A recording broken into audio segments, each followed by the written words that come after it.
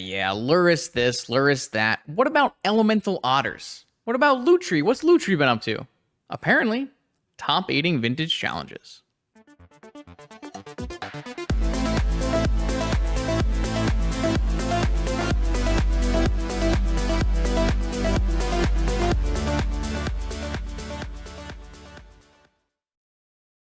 Okay, welcome back, vintage gamers, to a random Sunday night league. Like I said, I'm going to be off for the next 3 challenges, so I need to build up some videos so that everybody gets, you know, your normal Monday, Wednesday, Friday video streaming extravaganza. Yeah. Anyways, so a deck that is really cool that has been seeing some decent success on Magic the Gathering challenges is this Lutri Esper combo deck, typically piloted by Medvedev. So a powerful wizard who, you know, they could make a bad deck look good is what all I would say there. So, you know, I'm not thrilled by the look of this, but it clearly has potential as it has been winning multiple challenges at this point, actually. Multiple, like 3 or 4 top 8s for Medvedev. So one of the big things that this deck gains is Lutri's companion cost is non-land cards must have different names. Non-land does not include everyone's favorite and the most powerful land ever printed, Urza's Saga. So you get to play 4 Urza's Saga in your Lutri Esper combo deck. So that's one of the big upsides. The big downside, of course, is you can only play a single copy of Force of Will, which, as we know, is not what you want to be doing. You want to be playing 4 copies in all of your decks in all of Vintage. So there's some interesting choices in this list. Something that you get to play for free is a Caracas to go with your Lutri. Caracas has some minor applications across the format, with there being Atraxa Oath decks and Thalias and a variety of legendary creatures in a splattering of different decks. So that's kind of a nice little easy include in our Esper colors. You know, Lutri being blue-red hybrid means really any blue deck can play it, and you don't actually have to be red. And this deck, of course, is not choosing to be red. By choosing to be black instead of red, we get to play Dark Rituals.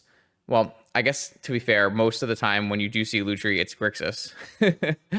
So it's really what is white gaining us, and white is gaining us Teferi, Swords, Lavinia, and Monastery Mentor, and then a bunch of pretty strong sideboard cards.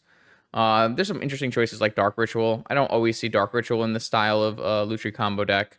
But it makes kind of sense when you start to think about like Shieldred and Bolus Citadel being in the deck.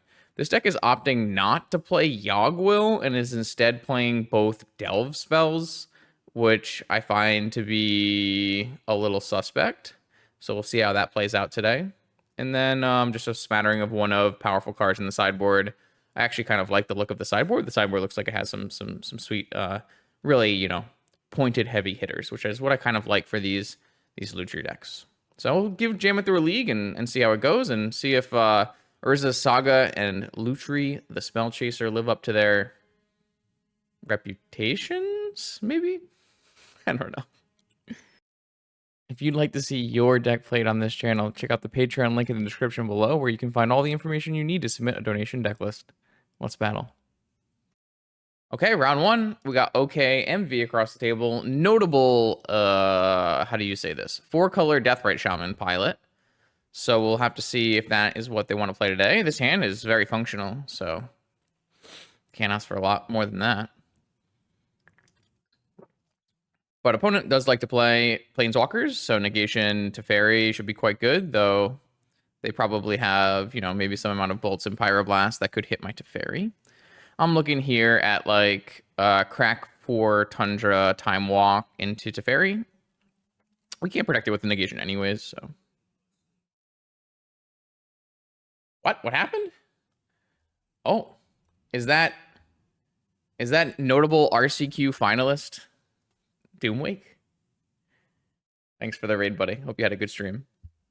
I tuned in briefly because I was under the impression Apex Predators were being cast, but that was not the case. I feel like I could see Devin putting some Cascade on the stack, though. All right, welcome everyone. We're gonna play a Vintage League today, and we are playing with everyone's favorite elemental otter, Lutri the Spell Chaser. And so currently we are in round 1, game 1, and we're time walking to play a turn 1 Teferi. Oh, my MTG bot came back. Let's go. He hardcast one? That's pretty hype. That deck did not look good to me when I viewed it. I viewed the creative technique deck, and I said that does not seem like a powerful choice. And then it won the challenge. So what do I know about Magic? Clearly,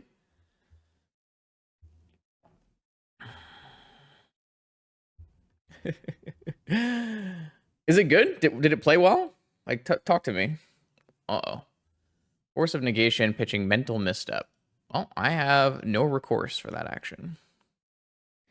Is there a way to build a functional Argon the Unifier deck in Vintage? I don't know what that card does. You're going to have to enlighten me.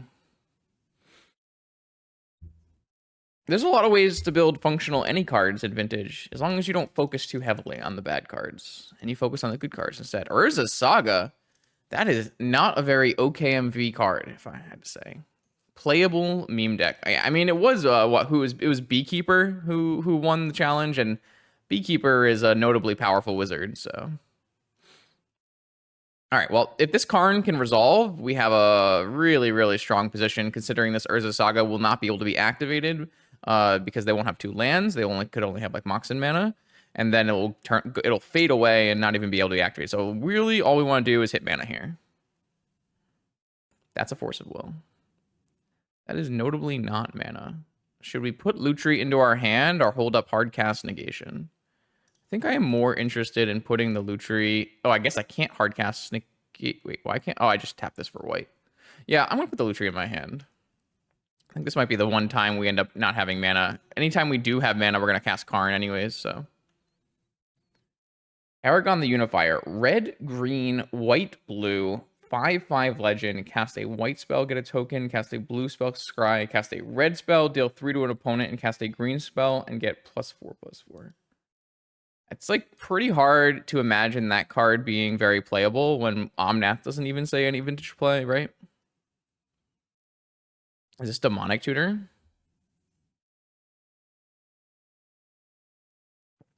I think we're okay with that, considering we have double force. If we hit a land, we turn off their ability to vault key anyways.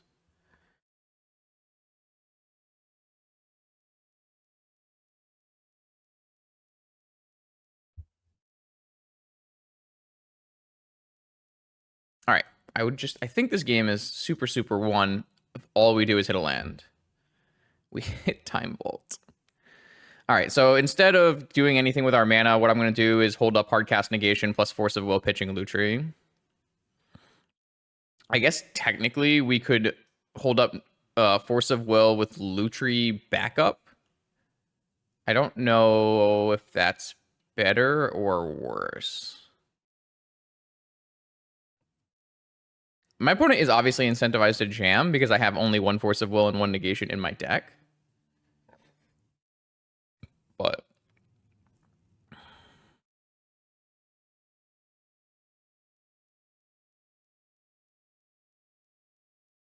I think it might be better to, well,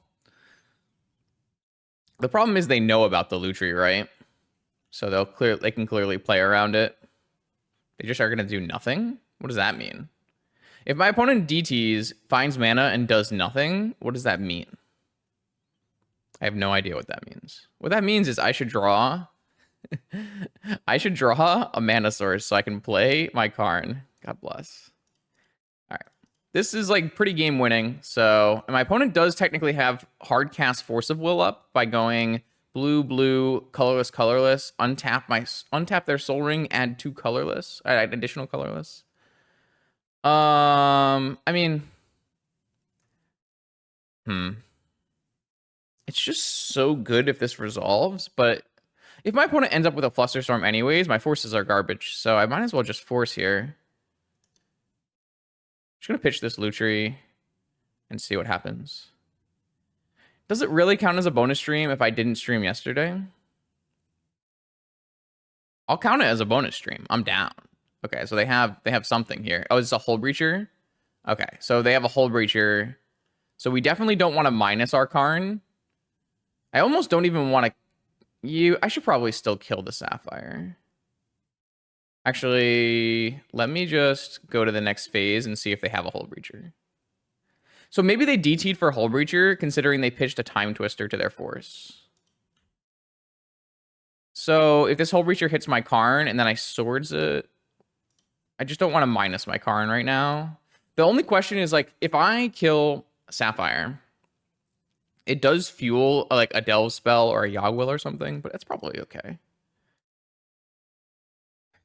Okay, so, I mean, we are just super, super winning because Karn is a completely broken Magic card. And my opponent decided to use, you know, Moxen to play Magic. How dare he play Vintage with Moxen? What was he thinking? All right, so they can't even fluster this. Sheoldred. That is the least castable Magic card I have had the pleasure of having in my hand. All right, I am just going to plus, and then I'm going to play around possible pitch cast negation by just going to their turn. And then they'll probably concede. They also have pitch mental misstep to negation, so this is definitely resolving. I actually even have hard cast negation backup for that. And then we can just slowly build our mana to 6 and lattice lock them by like playing Time Vault next turn and finding more Moxen.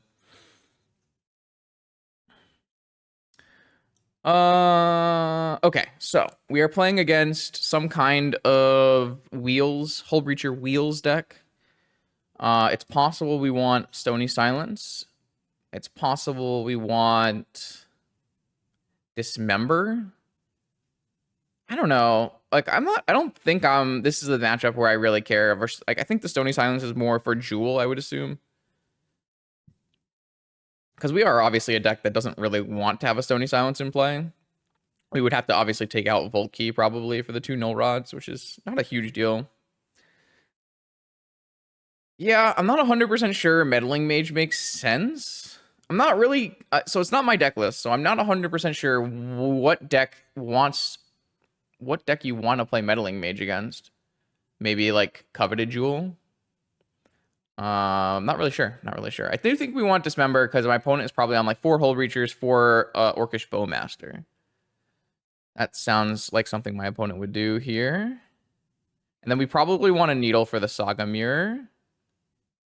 Yeah, Archon of Absolution as a both a mono white hate and also a bizarre hate is pretty sweet.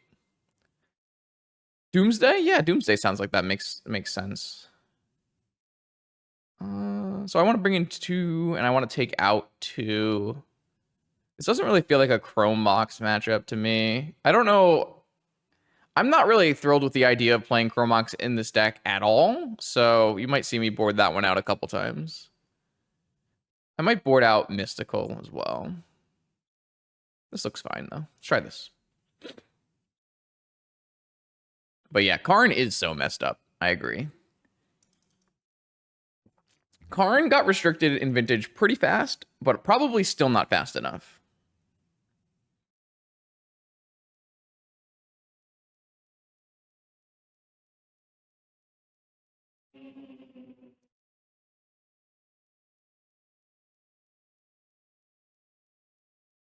I do think it's like kind of likely you'll see Karn banned in other formats. So this is a nice hand because we have Bowmaster for our opponent's Bowmaster. The problem with this hand is it is a classic Saga gaming hand where you get baited by the power of Saga and then die because you don't have the rest of your cards doing things. But we still have turn 1 Bowmaster, so... Though I guess it definitely reads turn 1 Bowmaster as we won't be putting Lutri on our hand. I feel like this is a fake keep where you get baited by Saga and you don't want to actually keep this kind of hand. I'm going to mulligan this hand. Well, hello there. Let's go to 5. Am I hoping for any new restrictions? No, I'm hoping for unrestrictions. I think Vintage is in a pretty good place, and I would rather just see some cards come off the list. Don't need second Saga, and I don't think I want think I'd rather have... I guess I can... I guess I don't need this fetch land. I think it's more powerful for me to have Academy against the non-wasteland deck, even though I can't cast my Lavinia. I do think Lavinia is good here, which is why I'm going to keep it. But I am likely to just hope I don't die and play Saga, which doesn't seem very likely here. All right. This member is kind of nice because they're kind of representing Hull Breacher. So I don't know if my opponent is on white or not, and the difference between them being on white and not on white is I can get Lavinia. So I think I will play this Ruby out just in case. What could be unrestricted? A large swath of things. I haven't done a video for that in a while, but there's like 4 or 5 cards. Channel, for sure. Channel is like one of the weakest ones. I don't really find unrestriction talk to be super interesting because Wizards has shown they are not very interested in unrestricting things.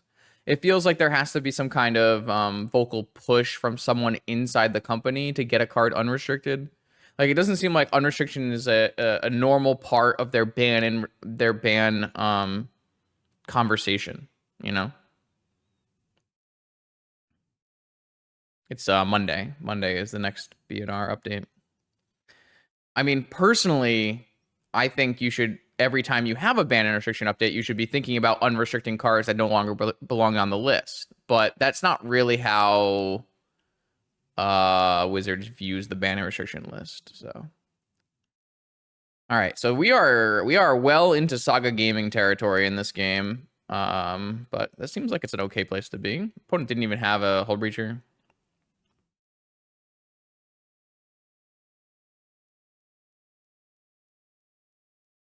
We're going to have to make some major considerations if we make it to our next turn on what we want to do here.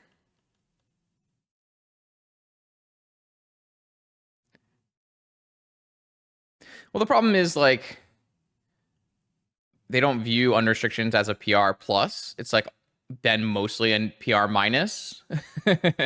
But you can make it a PR plus. Like, you can just, you just, you know, and you can, like, I don't know. Like, if you just take, as the Wizards, and you say, you make it a public announcement, and you say, hey, we're going to make this an unbanning event, and we're going to try to unban these cards, and if it doesn't work, we're going to reban them. It's fine. But, like, you can just spin it so many ways. I don't know. Yeah, I mean, I'm not saying cards don't get unbanned. I'm just saying it doesn't feel like it's a normal part of the conversation. All right, so what I really want to do here is I want to needle on Saga, which is why you bring in the needle on the side in the Saga mirror. So if you are ahead on Saga tokens, you can bring in a needle. You can get a needle off your Saga. But I also think what I'm gonna do is I'm not going to make a construct. I have to make a construct, right? If I make, I still have to make a construct. So I'm going to make a construct. So I have one more constructs than them. And then I'm going to needle. And then I'm going to play Karn and hope it resolves. Because I can't seem to get a white mana for Lavinia.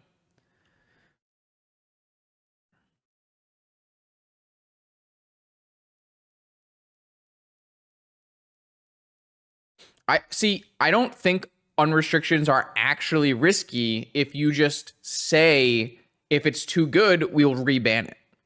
Unrestrictions are only risky if you're not willing to reban. So I don't think there's actual any risk, especially with Vintage, which is not a format where paper matters. I shouldn't say that. But come on now.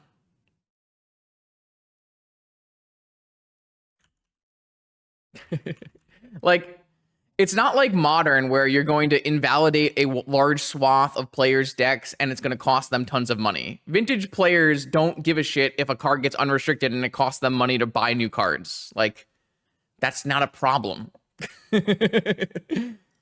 You know?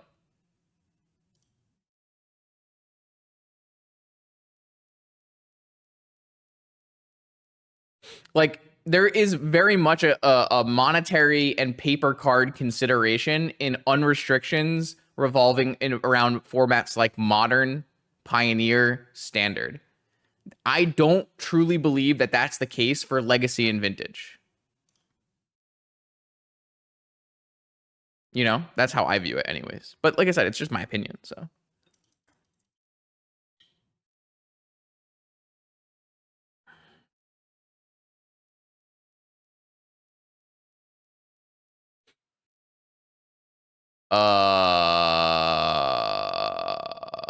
Wait a second. That's not actually good for them, is it?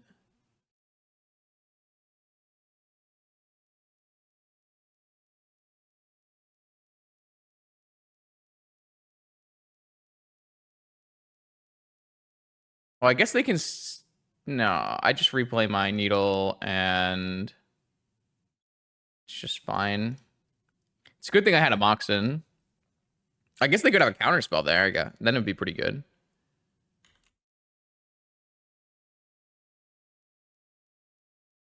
Well, like a monetary issue in Vintage terms could be something like unrestricting Library of Alexandria. I don't know why they did it main phase. I guess to use their floating mana, but it doesn't look like that is a good play to me. So unless they have Time Walk or Lightning Bolt, they shouldn't be able to kill the Karn this turn. But it doesn't mean it does mean I have no blockers. So I do probably have to dismember this construct token, which is unfortunate. Right. I agree. I agree. I don't really care how much the cost of library is because in 99% of Vintage events in paper that I will play, I can just proxy a Library of Alexandria, you know? It doesn't matter. Like, the cost is all made up. It's Vintage.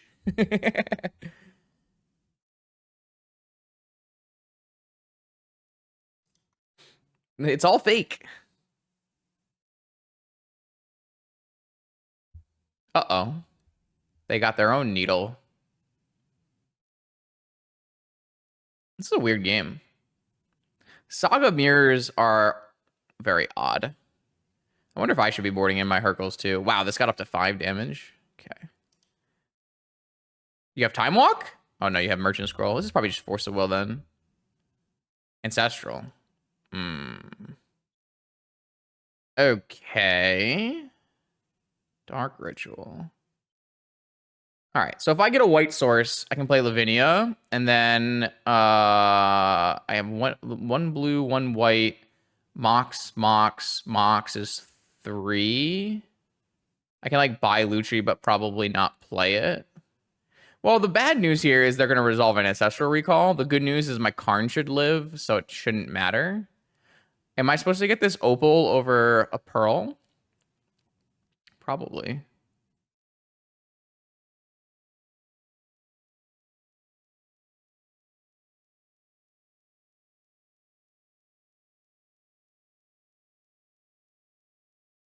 If this resolves, then I'll just dismember this. How much does this cost? I don't actually have a black. So getting this is much better because it gives me an actual black source. So that's pretty nice.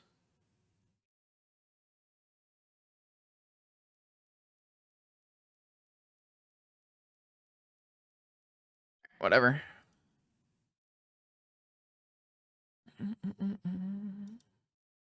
I mean, we can do it between rounds. We can do another BNR talk for fun. Maybe it'll give me another video to put out. Yeah, I mean, almost, unless you're living in Japan, any kind of weekly or monthly vintage takes place with proxy events. So cost is kind of doesn't matter. I wish I can draw an Ancestral here. This is a Pyroblast. If I draw an Ancestral, I can double cast it here. Brainstorm. I guess we could double cast Brainstorm. Is it worth playing on our turn? I guess this can technically like backfire because they can have a counter on my Brainstorm, but I mean, the last time I did an unbanning video was probably years and years and years ago, but I actually don't think much has changed, no.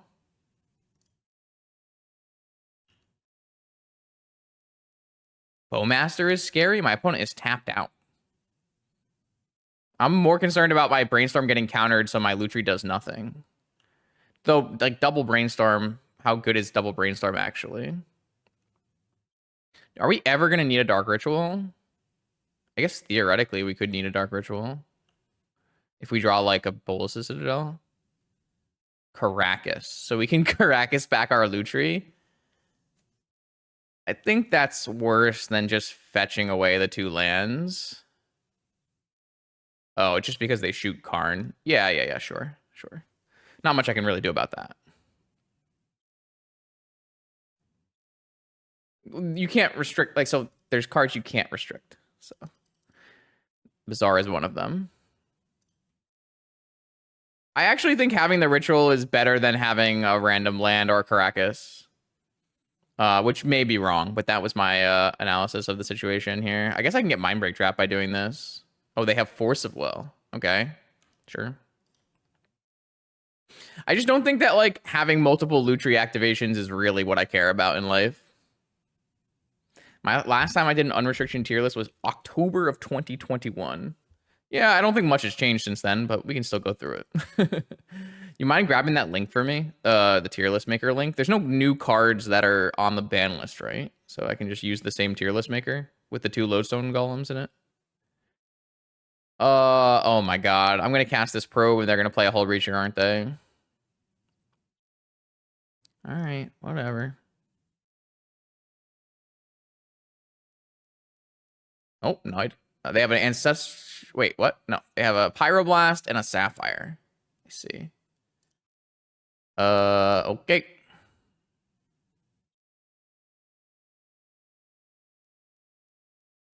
The problem is, Bazaar of Baghdad is not even in a spot where it's too good anymore. Like, there was a time, maybe a year or so ago, where Dredge was the best deck in the format. Maybe it was a little bit more than a year ago. But there was a time where Dredge was, like, the best deck in the format for, like, a year or 2 years total. And that's just not the case anymore. Bazaar and Tinker and Saga are just not as strong as they were before. Our Mono White initiative has really leveled the playing field in terms of a few decks in the format. So my opponent is setting up for possible Bowmaster on my Karn here. Oh, I kept my fetch land. Go, Justin. All right, so my opponent play the Sapphire. Wait, they didn't play the Sapphire? Why wouldn't... I guess you don't need to play the Sapphire. So they have Sapphire Pyroblast, so we're just looking for, like, a powerful non-blue spell. I don't think it's time to unrestrict Golgari Grave Troll, but, you know, to each their own. I think I'm just going to fetch and look for something. Like, I can play a Citadel here. And there is a Citadel in my deck, right? Okay, there is a Citadel in my deck. I thought I would just, you know, check for fun. Is Mono White Initiative the strongest deck right now? No, I would not consider it to be the strongest deck. It is the most played deck sometimes, and it is a deck that's very strong. But strongest deck, I would not say. These cards suck. That's not great for me. And I know they don't have a Hull Breacher, so I can just attack with this Lutri. Why didn't I Karn their Pearl last turn? That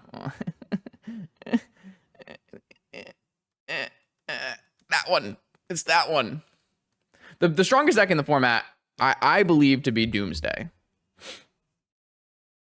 But it's not, like, so strong that it's not debatable, which is kind of nice.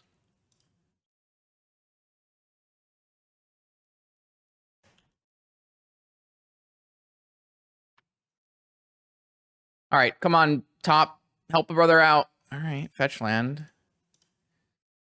All right, now like, if I attack and they have drawn Hull Breacher and they kill my Karn, can I ever win this game?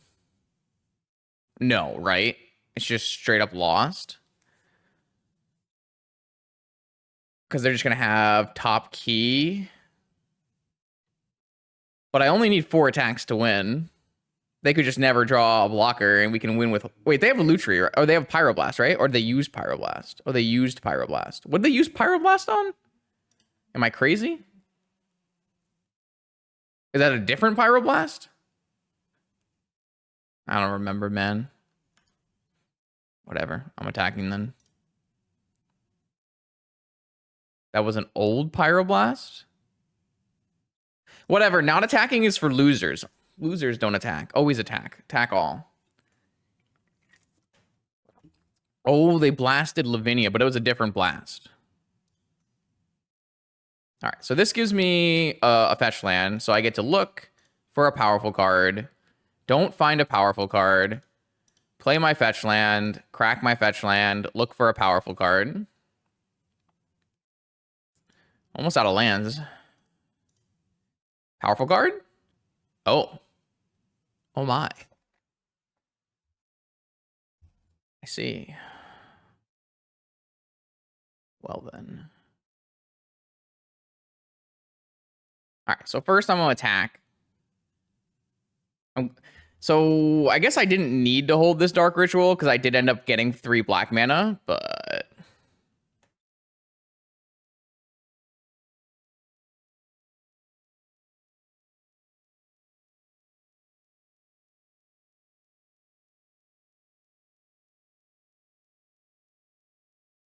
If they had a hold breacher, that would have been very bad for us. Okay. So, some amount of thinking went into this, but not a lot of thinking. Okay, round 2. We got Emrakul. And I have an Elemental Otter. This hand slaps. You know, Lutri's pretty sweet when you draw your Force of Will in every hand.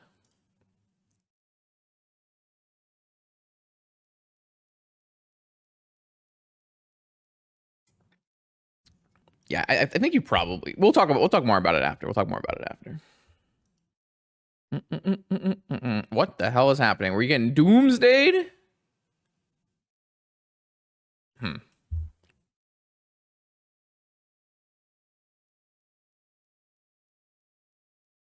How many cards are in their hand? 4. So they'll have 9 cards in their deck. There's like no way we can twist or kill our opponent, right? It's like technically if they resolve Doomsday and we counter their cantrip, they'll have 7 cards.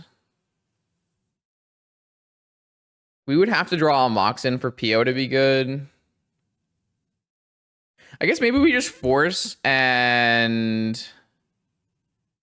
Well, no. Twister would still not kill... Twister would kill them, would put them to 0 cards, and they would draw out. So I guess maybe we just force pitching PO.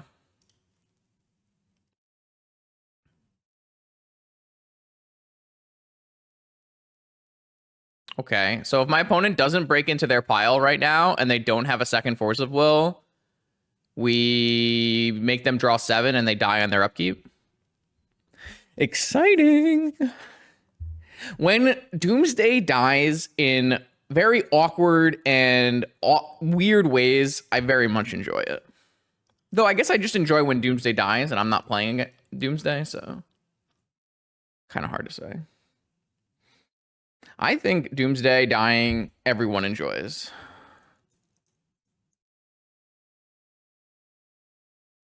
Oh, wait, is Doomsday the 8th card? Shite. You're right. It doesn't work. We're going to be 1 short. No!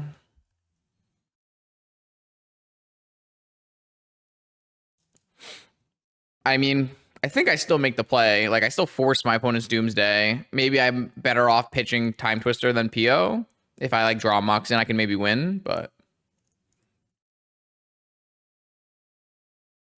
I mean, we probably will cast Twister because... We're losing, right? If we don't, we're just going to straight up lose on the next turn. So there's no reason for us not to Twister. It's just unfortunate that they do end up with 8 cards because Doomsday goes into yard, 5 cards in the graveyard, 5 cards in library, 2 cards in hand is 8. Sad, Justin. Okay. We don't want to use the fetch land. We want to use the Underground Sea. I guess it ends up being the same. Does it end up being the same? Because an Underground Sea comes out of the deck, but a fetch land goes back in the deck. Whatever, who cares? Does swords do something? If they are Really, if they built their pile really bad, theoretically, maybe. But I think I'd rather just try to hit another 7. I have a Mind Break Trap and a Negation in my deck. All right, well, I did not draw a Mind Break Trap, a Negation, a Force of Will, or any of those magic cards. So unlucky. I think it's absolutely not a better option to hold up swords, and instead it's a better option to cast Twister and try to hit action.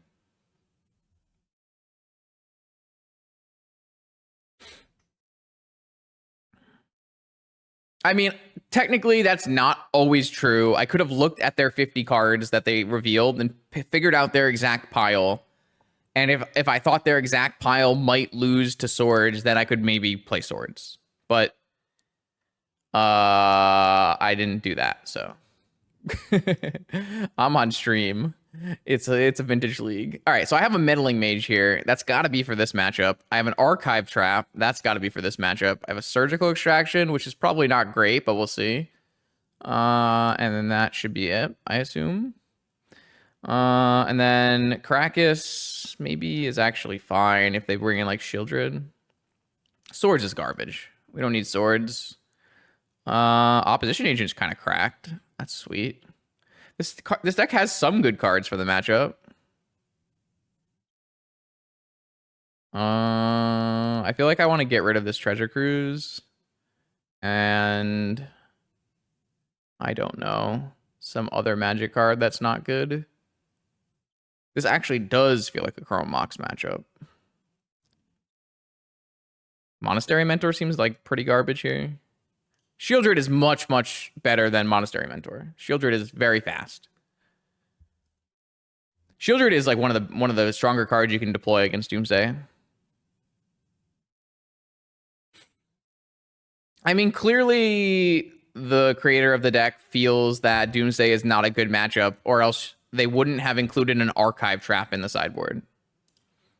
You don't go, hey, I think I'm better against Doomsday. Let me just put an archive trap in for fun. Like when you've hit the point where you're putting an archive trap in your sideboard, it means you do not believe in your Doomsday matchup.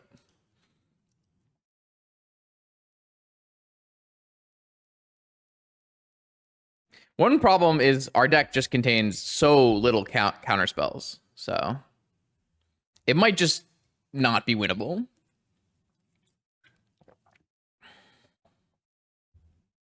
I mean, it's of course always winnable. The deck is still a Esper combo deck, but the number of hands that win are probably fewer and farther between.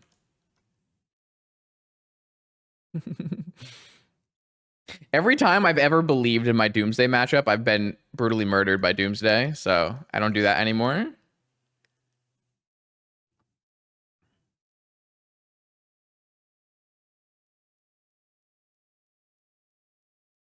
Surgical is like not that good because we don't have a wasteland. Because I think the best surgical against Doomsday is actually just surgicaling their underground seas when you wasteland them. But and it's not like we have a bunch of counter spells to like counter Doomsday and surgical it. So I don't really know what the surgical is doing. We're gonna need a lot of help here. Why do we just draw this stupid Urza Saga card that is 4 turns too slow for this format? My god. Every time I play with Urza Saga, I just think of how bad it is.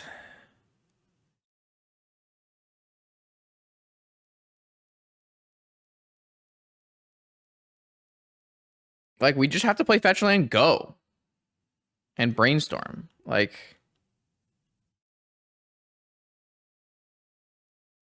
no, I understand why Saga's here. I just wish it was good. What do you want from me?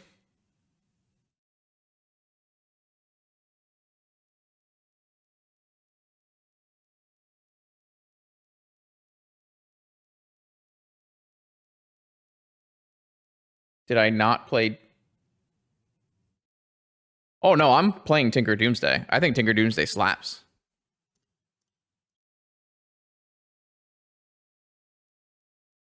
All right, well, I found the Flusterstorm. It's kind of nice. I just have so many lands. Like, I'm definitely playing a Saga next turn. So I guess I can just get rid of the non-Saga lands or something. Because my deck can't win without the Saga card. Well, I don't need any of these 5 lands, really. I'd love to be able to Flusterstorm this, but I only have 1 Flusterstorm in my deck, so I think I have to let this go. I will probably play Tinker Doomsday in paper. I might just play normal Doomsday. I haven't decided yet. Or I could play Pio if I figure out a good way to make Pio not be power crept out of the format. Rest in peace, Pio. It's actually kind of wild that Pio got power crept out of the format when it was like being called. The boomers were calling for Pio's restriction like not that many years ago. I like the Tinker Doomsday deck. I think, if anything, it's only slightly worse than Doomsday, which I feel is the best deck in the format. So, seems like a pretty reasonable choice. I mean, I don't think PO is like a card that matters in Coveted Jewel. I think PO is just a card that's in Coveted Jewel, right? It's no longer, the deck is no longer a PO deck. It's a Coveted Jewel deck that has PO in it. Anyways, I really have just a single Flusterstorm to try to get me across the finish line here. I kind of, so I'm playing the Saga before I play the Time Vault because I kind of want my opponent to counter this Time Vault. Is that stupid? Maybe.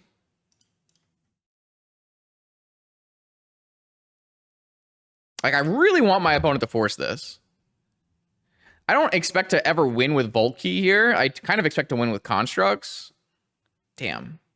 So then there's like a consideration of actually just not playing the Sensei's Top out so that I don't get dazed. I think that might actually be worth. I do need to think of a better name for the Tinker Doomsday deck. It's kind of a mouthful.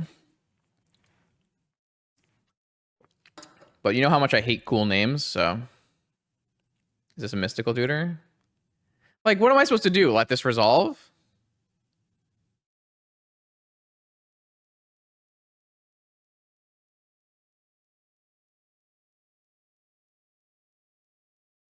It, like, how am I ever winning the game if I'm letting that resolve, though? Just hope they don't draw any cards in their deck. Like, hope they concede. I don't understand.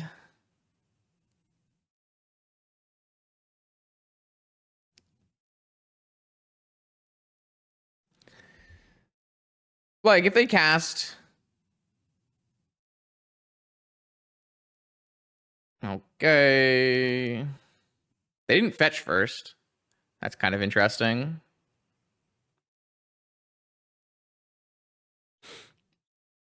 You think they meant to do that, or do you think that was a mistake?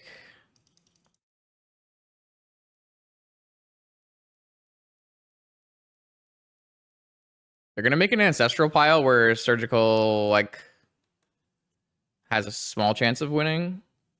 Okay.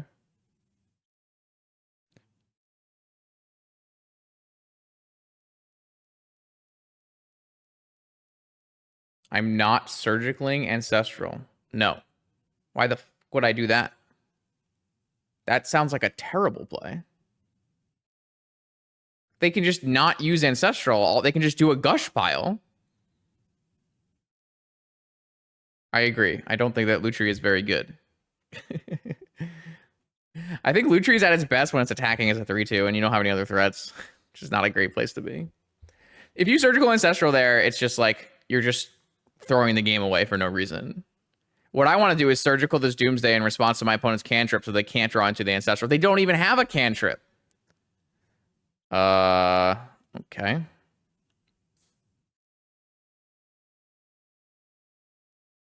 I draw force? Bruh. Bruh.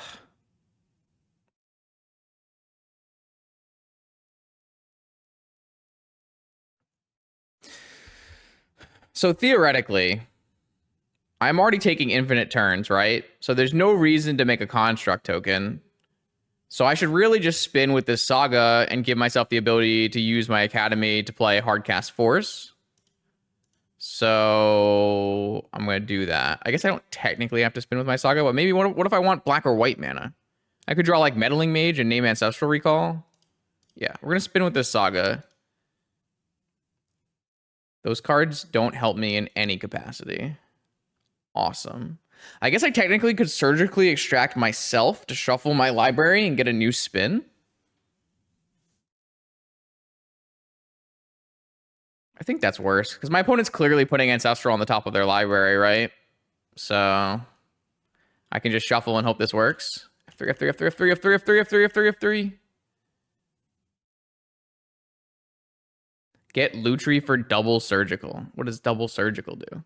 Oh, just like counterspell backup? I don't think I have enough mana for that.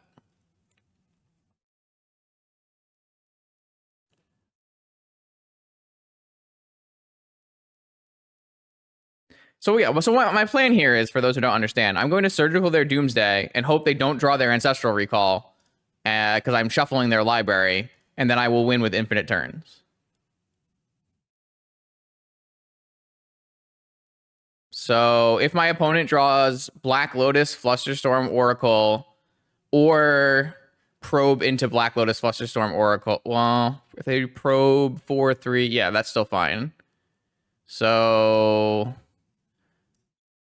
yeah, this is... Oh, they have Mystical. Oh, we're dead. God. All right, well, maybe they won't realize they have Mystical.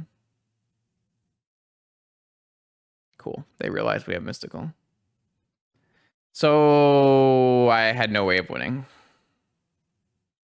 No, basically any draw kills us? That's not true. 3 of the 5 draws are like 70% of the draws we would win.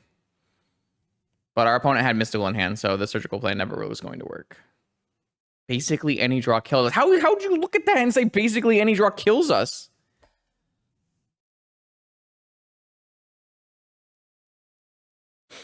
For what it's worth, if this in this game I had chosen not to brainstorm fetch and I had instead played Saga, I would have won this game because my opponent just simply had no action. So I was favored.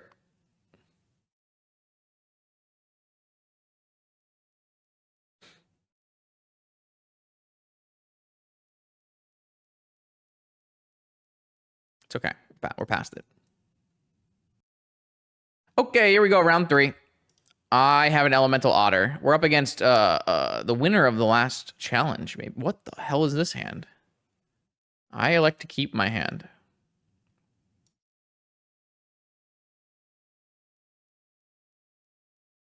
I don't believe it's the same as Jewel at all. Jewel is extremely, extremely vulnerable. Chat, what are you on? We'll talk about this later. You're all way off your rockers, though. My opponent has the One Ring, Soul Ring, Sapphire, Time Walk, Twister, Negation. That sounds bad for me. Notably, I think I'm super dead.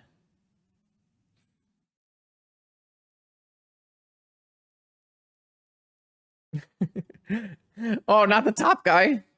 Oh, no. GG's. GG's. I like when I'm signing Paradoxical Outcomes that cost 30 cents. I don't like when I'm signing Sensei Stops.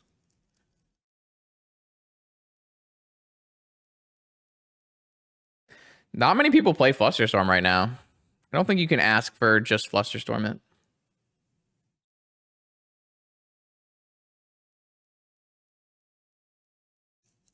We're already at like 5 unbans, Da Vinci. Like there's so many cards that are super never a problem ever that you don't need to go all the way deep on Mind's Desire.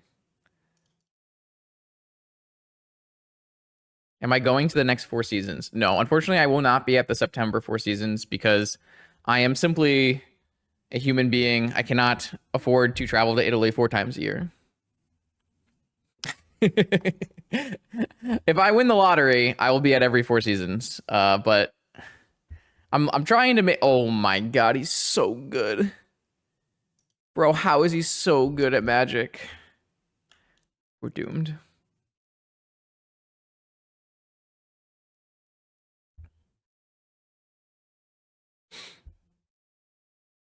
If you can get 4 seasons to pay for something for me, maybe. No, I actually just like don't have enough vacation time in total to go to Italy 4 times a year. 2 times a year seems like a good number for me. So that's what I'm gonna try to do.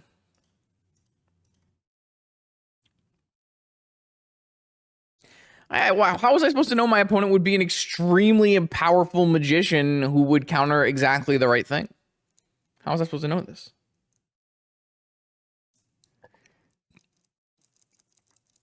I believe we're dead, for anyone wondering at home.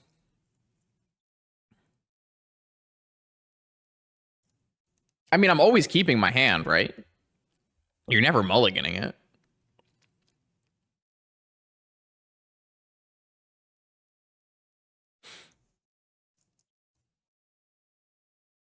My opponent is not a stream sniper. They're just very good at Magic.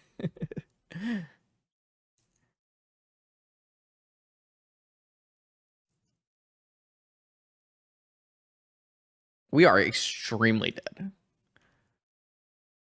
The One Ring unopposed is not really something you're winning a blue mirror after.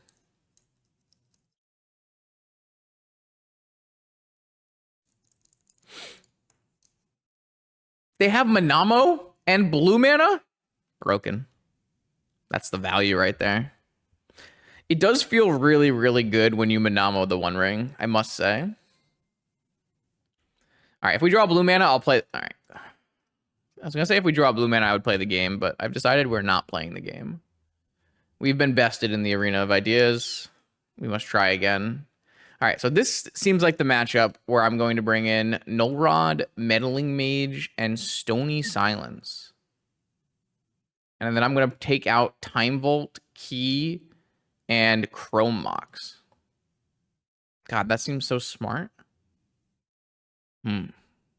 Oh, we also get Needle, and we could take out Opal. Oh my god, it's beautiful. Look at that. Look at the sideboard mapping. Oh, so strong.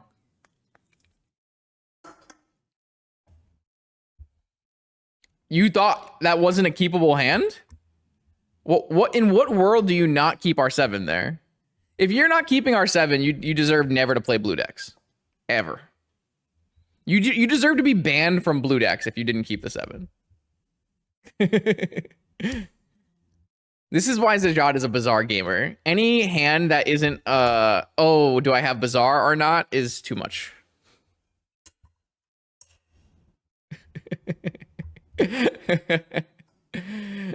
Surgical the One Ring is probably asking for too much. I think that's not a very strong play.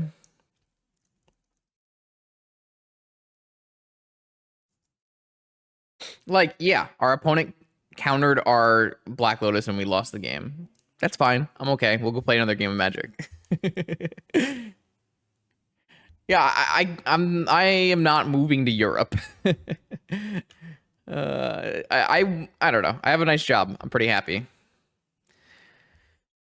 All right, this seems fine.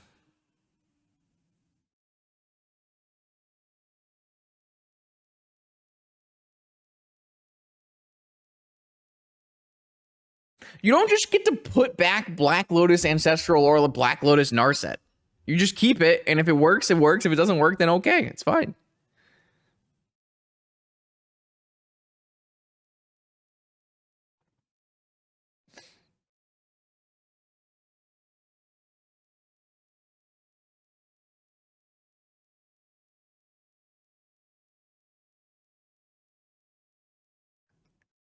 I can't even load that link. MTG top 8, not the most powerful. Wait, what is happening? Do I not have internet? Is that what's happening? No. Did you just link me a deck from 2014 canister? Is that what just happened? We just linked Oath of Druids Dark Ritual Burning Wish deck? Good lord. Canister has become the Twitch chatter. Twitch chat is infectious. All right, so if I meddling mage the One Ring, do we win?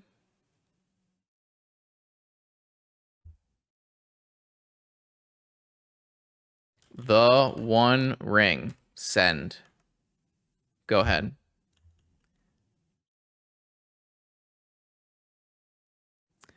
I can't even play like a list from 2021 in Vintage in 2023.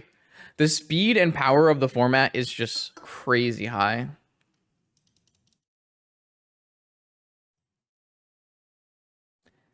Modern Horizons. Those are some magic cards, huh?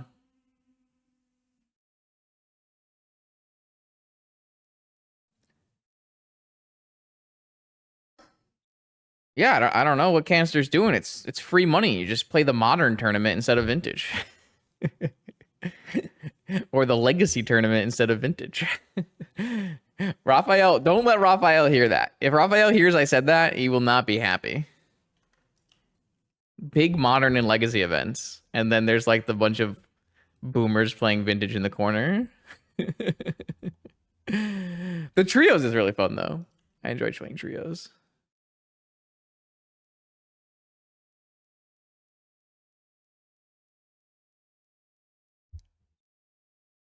Canada doesn't need to like the format. He still wins.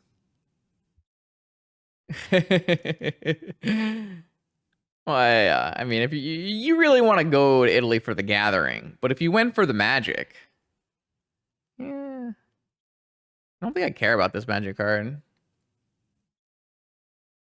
Team Trios is full proxy for Modern, Legacy, and Vintage. It's pretty awesome. Am I going to Vegas for Magic 30? I am not. I am not doing that.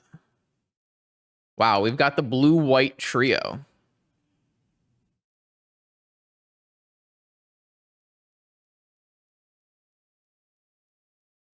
This actually feels like it's pretty good, though I guess we're going to lose to Constructs, which is kind of bad. Damn it. Another great game foiled by Urza Saga.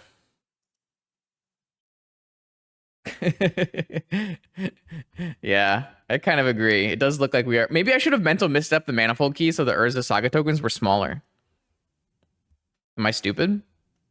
Streamer? Bad streamer? Moron mode activated?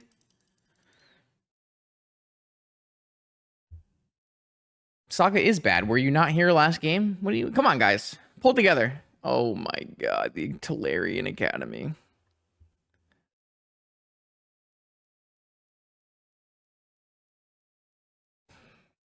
It's doomed.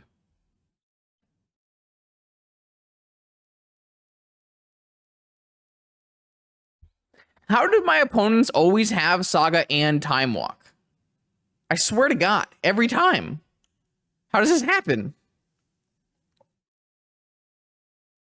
Is Saga bad or is Time Walk amazing?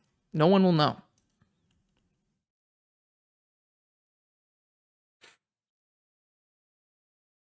Where's my dress down? I guess dress down not exactly good on this board. I would not lose this game without Time Walk. Are you crazy? I think we're winning. My opponent can't cast spells. They simply had Tolarian Academy so they didn't have to crack their Lotus Petal, and then they had Time Walk. Like, come on. Stop crying fight has been called. This is Magic the Gathering, so I know you probably don't know a lot about this game. So it's turn-based, and there's this thing called priority. So right now, it's my opponent's turn, and I can't cast any spells. So right now, I actually can't make game actions, so there is actually no fighting. There's only crying. Didn't you come from Devin's stream? Come on now, you should be used to this.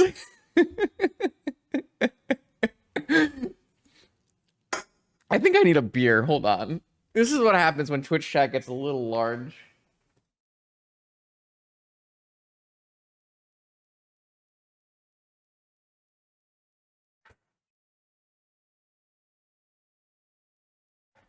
All right, so this is going to be a reverse advertisement where I tell you never buy this beer.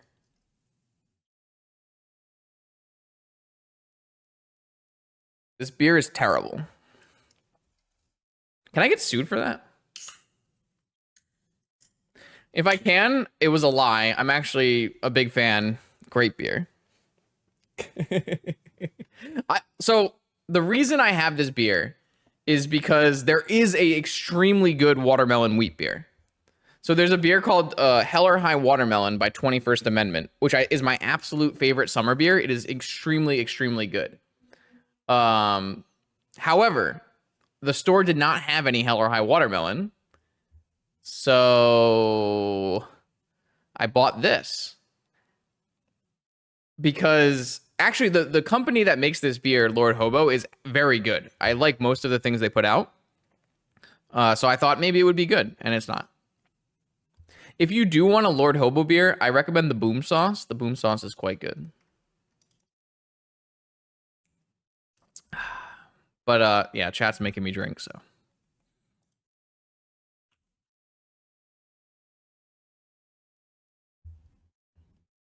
I'm serious. Lord Hobo Boom Sauce is like this, maybe it's a triple IPA or something. It's so good.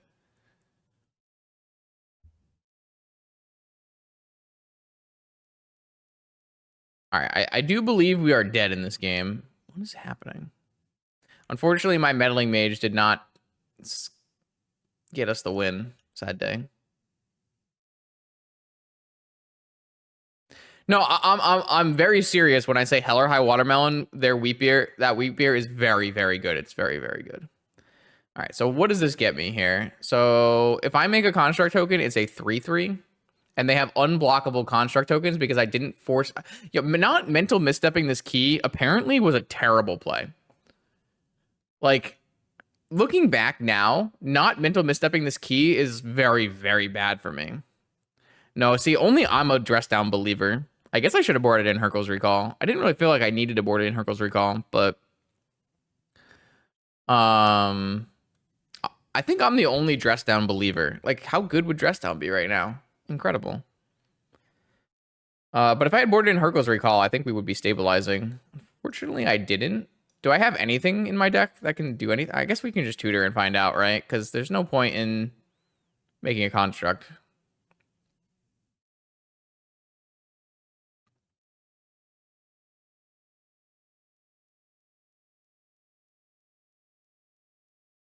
I guess they can't force my spell, right? All they could do is have Flusterstorm. So what if I just get, like, Time Vault, maybe? Stony Silence, XD. So if I just get a Time Vault and then I block with my Meddling Mage, I take 7 unblockable damage and 10 total. Seems fine. Unfortunately, where's my Time Vault? Oh, I sided out Volt Key. That's right. XD. All right. Well then. Yes. Yes. Fucking great.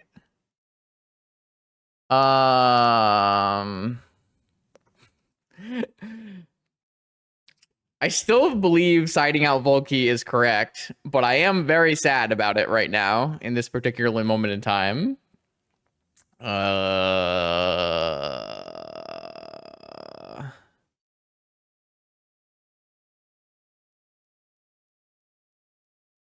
I'm super dead, huh? So I can technically get swords and then find Teferi. So...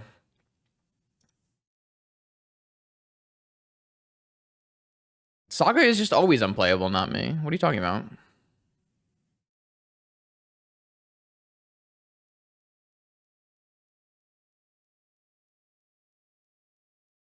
Like, even if I Stony Silence my opponent, they drew their Tolarian Academy. So, like, what, we were super doomed. They had Time Walk! What do you want from me? My opponent drew better cards than me. I don't know what you want from me. This is a Tinker Mirror. Don't you know you just draw the better cards?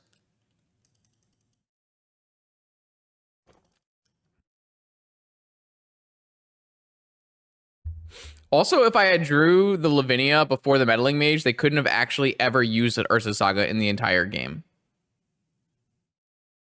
You understand that, right? Like, if I play Lavinia instead of Meddling Mage, their Urza Saga is a dead blank card that does absolutely nothing. But unfortunately, I'm playing a stupid Otter who makes me play one-ofs. Isn't that all of Vintage true? Only lucky players win at Vintage.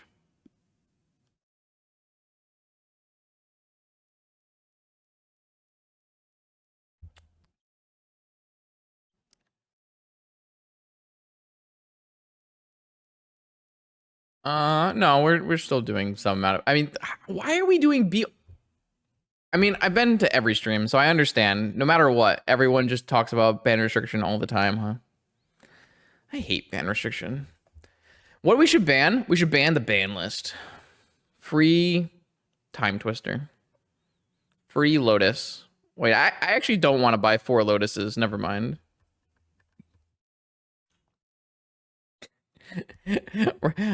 I promised myself I would not buy more Magic cards. I probably should have just... I mean, they can't cast a negation anyways, so who cares? Oh, does Canister just ban people if they talk about ban restriction? That sounds like fun. I'm down to ban people.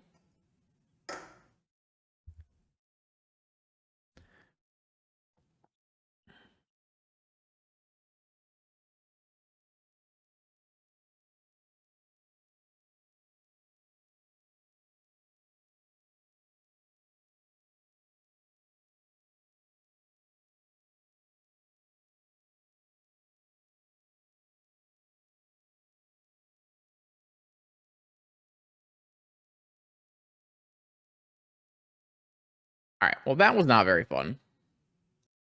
So you see, the problem with Vintage is everyone has these nostalgia goggles on where they're always like, oh, we should do this broken thing from 7-10 years ago. And they don't think about the new cards. New cards don't exist. So if you flash Academy Rector, yeah, it's bad. If you flash a Hulk, yeah, it's bad. If you flash an Atraxa, now we're talking. Anyways. Lurrus versus Lutri. We got ourselves a Pokemon battle. Let's do it. Didn't even get the cool new Lurrus. Come on now.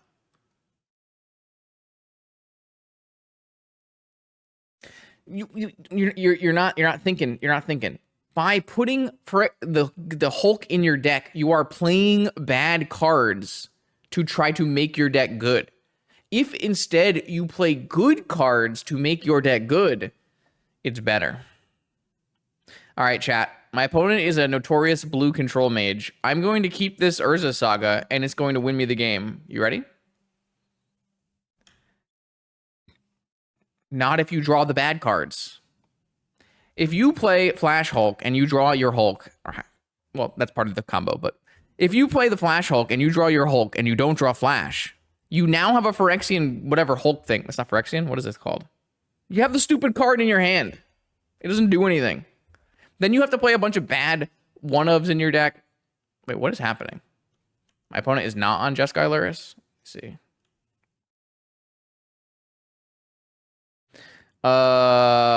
Okay, so I'm gonna play the card that everyone says is really good, and we're gonna see if it wins us the game. What do you think, chat? Likely? Unlikely?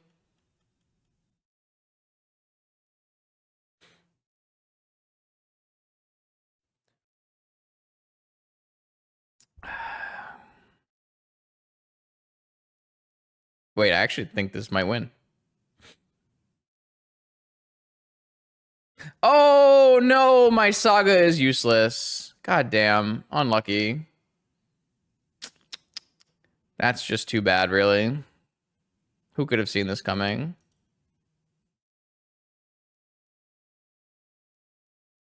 It's gonna fade away next turn, and I'm gonna be so happy. Man, I can't imagine ever playing this Magic card. How do people do it? You think you're mulliganing this hand against the fair deck? This is where Saga's supposed to be good?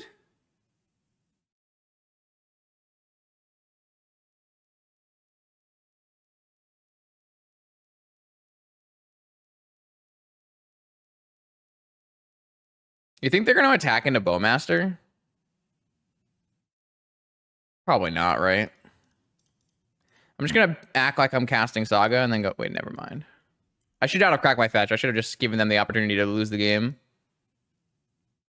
I mean, I think if you attack here, it's like so bad. Yeah, I don't know. I'm in a mood. I think chat has put me in a mood tonight. Well, I acted like I had a time walk, so I fooled them, Ian. This is next level magic. This is what happens when you're a professional gamer. You make the, oh my god, we're fucking doomed. They didn't even like the Saga. Even if you were like, hey, you should have slow rolled the Saga, it doesn't matter because they have a Wasteland. This Saga card is unplayably bad. How do people do this?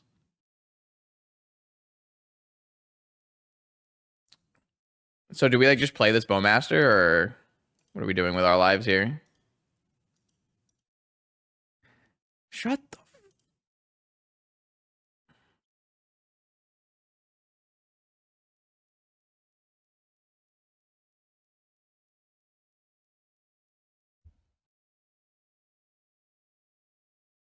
I'm just trying to help people understand that this card is not good, but no one seems to understand. So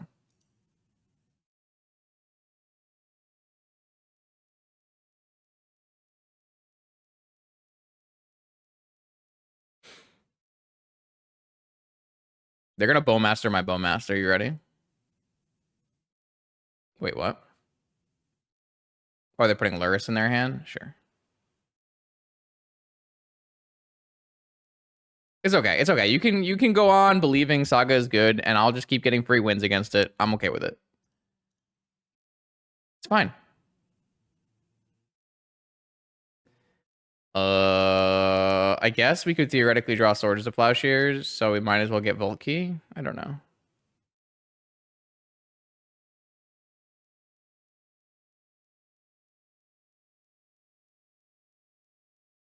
I didn't lose to Saga, Da Vinci. Did you even watch the game? I lost to Time Walk to Larian Academy. I swear people are just blind. It's not always the card that attacks for lethal that was the game-winning card.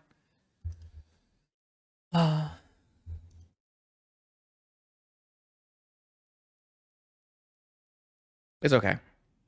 This is why I make content. It's for fun.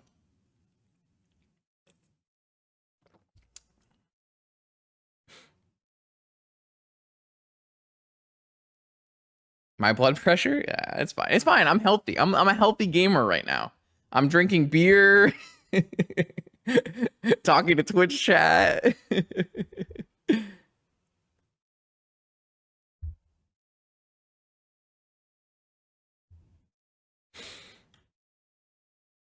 How are we even ever supposed to cast Treasure Cruise when there's a Deathrite Shaman in play?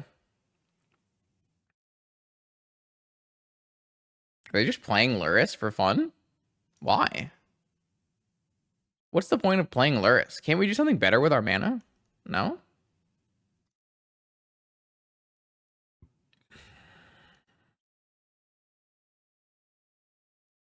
I mean, if I draw Swords to Plowshares, I just win on the spot, right?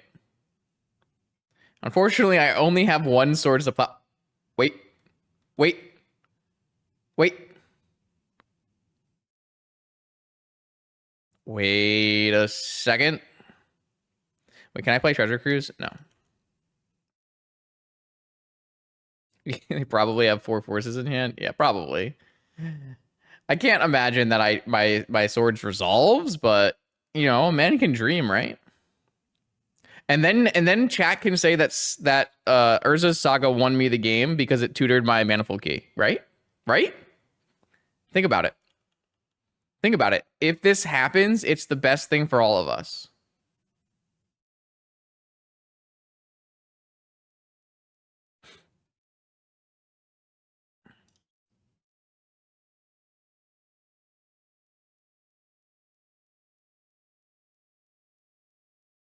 So currently I beat Flusterstorm.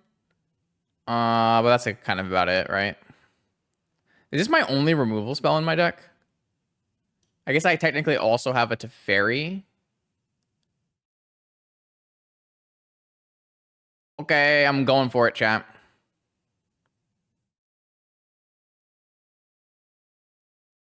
I don't know. The Medvedev hates Yogwill or something.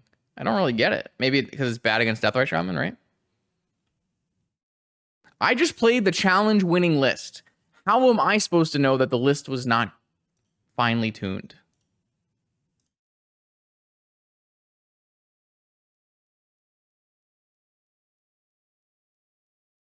There's a dismember in the sideboard. Yo, they're pausing. Maybe I won. Imagine we win this game. And Ian said to concede the match. We could win this game right now.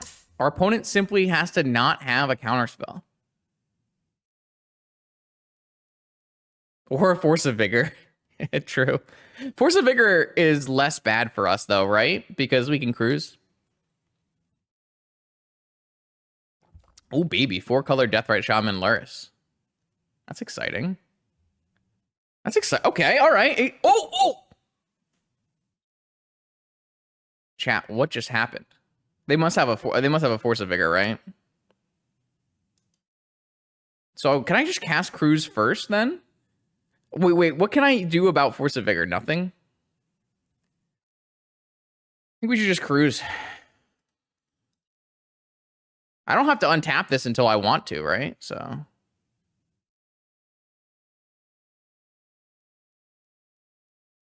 Actually, it's probably better to do that mana. Is it better to float a mana or keep a card in my hand? It's probably better to float a mana. My opponent didn't instantly concede, Andres, so I am assuming my opponent has interaction for my Manifold Key Time Vault.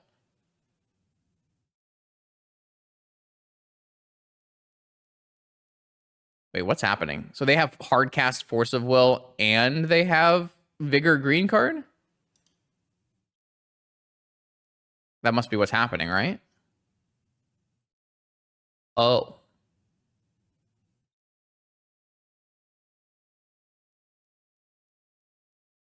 Why wouldn't they gush in response to swords? They have to have green card Vigor, right?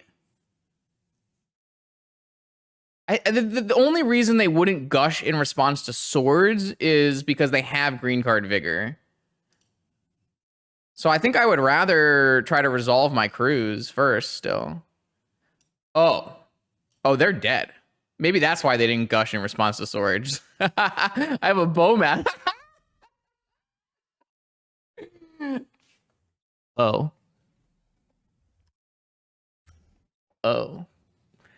No, I think I wait until Cruise resolves to Vault Key. I think they had green. I don't know. All right, chat. What won that game? What card won the game? Anyone know?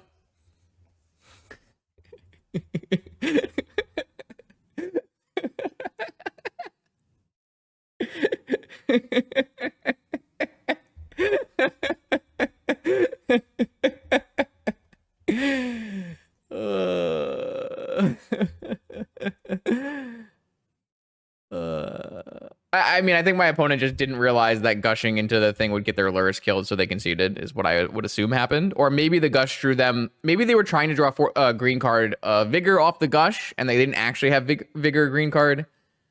So it's probably that our opponent let swords resolve without gushing because they didn't want...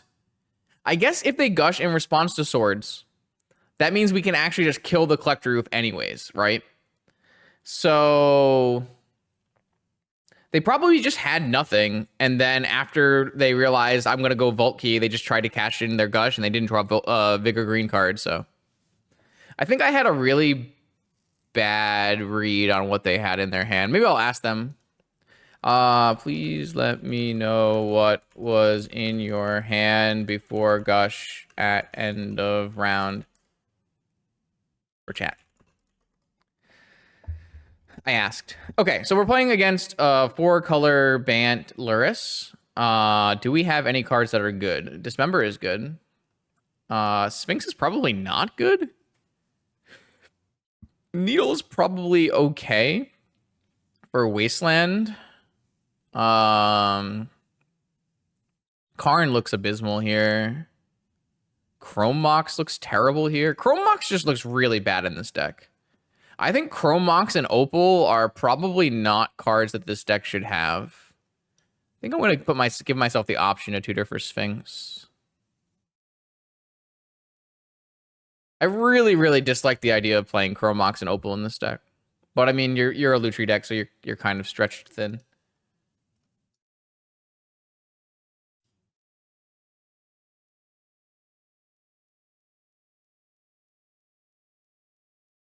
Needle Deathrite?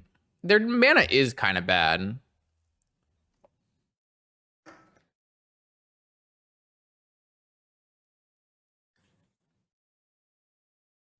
This hand has some problems, like Wasteland plus counter magic for Ancestral, but I'm not gonna mulligan this hand.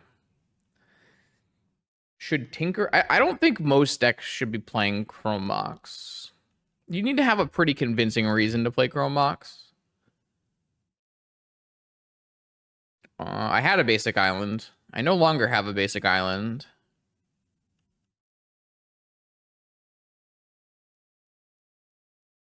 No reason to upkeep this. Maybe I can get them on a fetch or something. Not right now, obviously. So maybe they'll tap out for like a Collector Roof and we can resolve an Ancestral without getting Flusterstorm, things like that.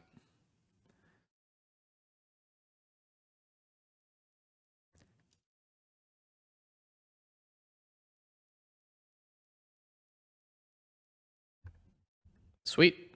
We got our... I don't think getting our Ancestral Force matters too much in this game.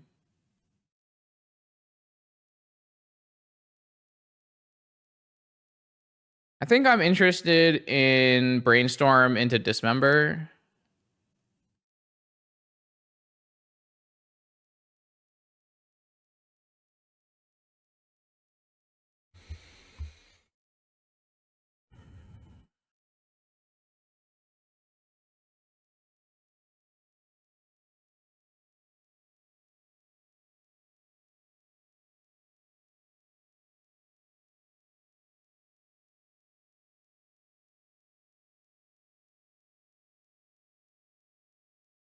I kind of don't feel like we need Cruise with this much action.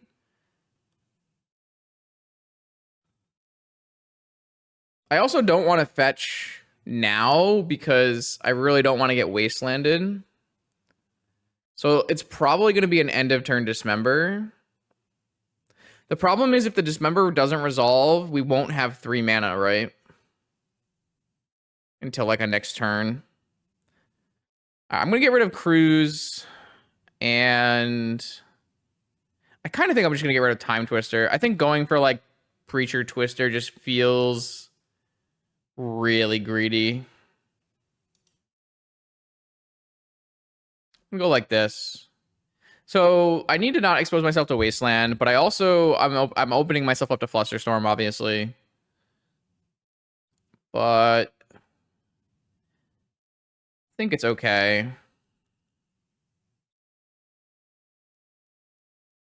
They only have 4 cards left in hand because they did Force and they were on the play. And this Collector Roof is not doing a lot right now, but it's also not doing nothing. I guess they can have Hardcast Negation in this sense as well. Maybe they'll put Lurrus in their hand. Tropical Tundra Sea Lurrus. Okay. So Lurrus is kind of annoying for Dismember because it means they can buy it back, but I definitely am going to Dismember here and put myself in position to play something off of this Mana Vault. I'm not 100% sure what we're playing off this Mana Vault, but they can only have 3 non-Lurrus cards in their hand. So there's definitely some upside to going Tinker.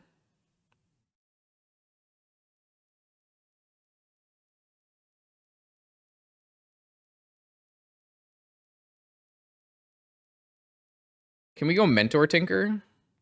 So we can go Mana Vault, Mentor with 1 mana floating, Jet, Academy, Tinker.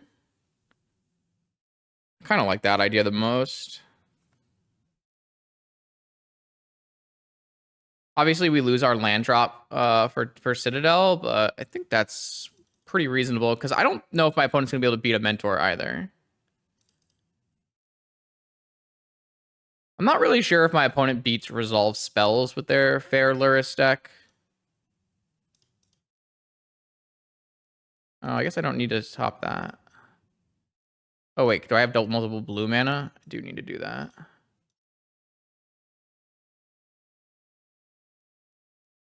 That brainstorm was quite powerful.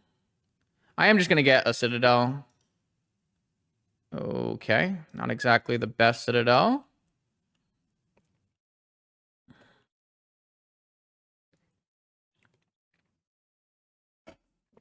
That was always going to be a brick if I had a land or not. Not that we're always going to hit that card if we tutor. Got him.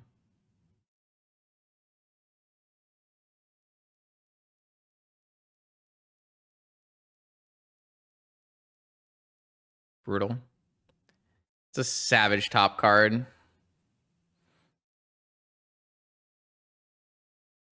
I was wondering if they were going to have Swords of Plowshares in their deck post-board. We really need this Saga card to win the game, so it's a good thing it's on top of our library. Double Swords! Unfortunately, that doesn't really matter. I have 3 Monk tokens. Oh, yeah. You're dead.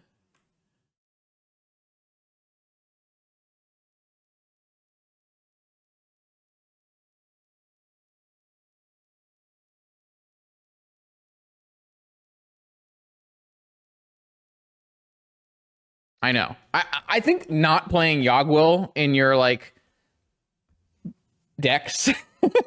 Yogwill is just unbelievable magic card.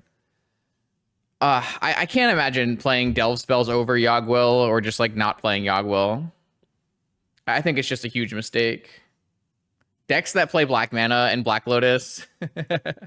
Well, okay, to be fair, like, blue decks, theoretically, more so than, like, I don't know, like, Yogwill is probably not that good in, like, Scam, right? But even then, it's not even bad against Scam. I don't know if my opponent's going to let me know. Okay, my opponent left the game, so we're not going to know what was in my opponent's hand in game 1. Unlucky. Okay, here we go, round 5. I have a Lutri. Can we 3-2 with this deck? That'd be nice. What do I have in this hand here? I got fast mana Bowmaster. Probably reasonable. Probably reasonable. It's really weird, like, the hands that this deck that are more keepable in this deck.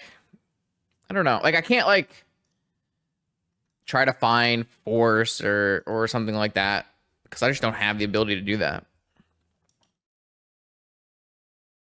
I mean, that could be true as well. Like, that can also be true.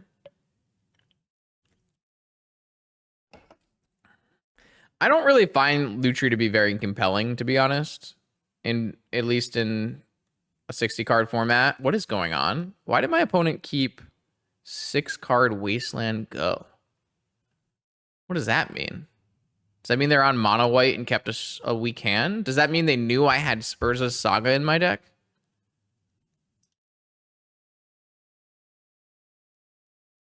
What deck keeps Wasteland Go?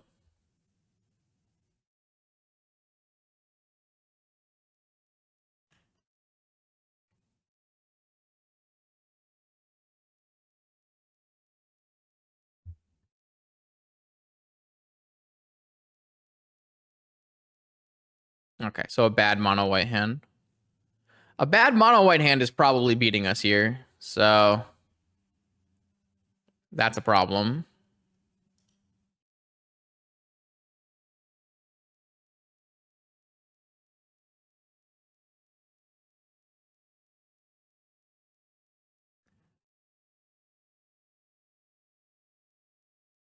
You think they held the Sapphire or drew the Sapphire?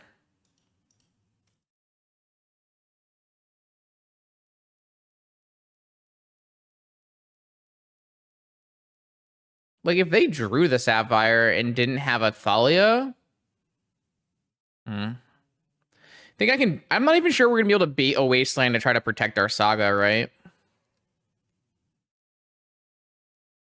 I'd love to be able to try to bait their Wasteland. I just don't think they'll use their Wasteland. I mean, I guess if they have another land and a 3-drop, it's fine.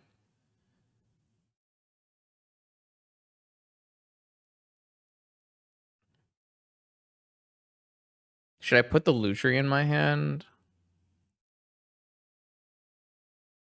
Probably. I think a 3-2 is going to probably matter a lot in this game.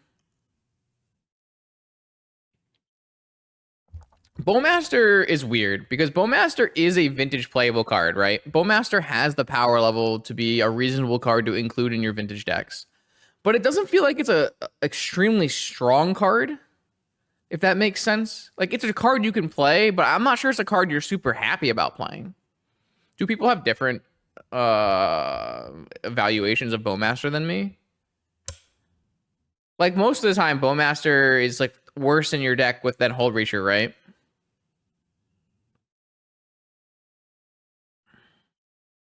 And I don't even have a super high evaluation of Hold Breacher. I do think Hold Breacher is better than I originally gave it credit for, but...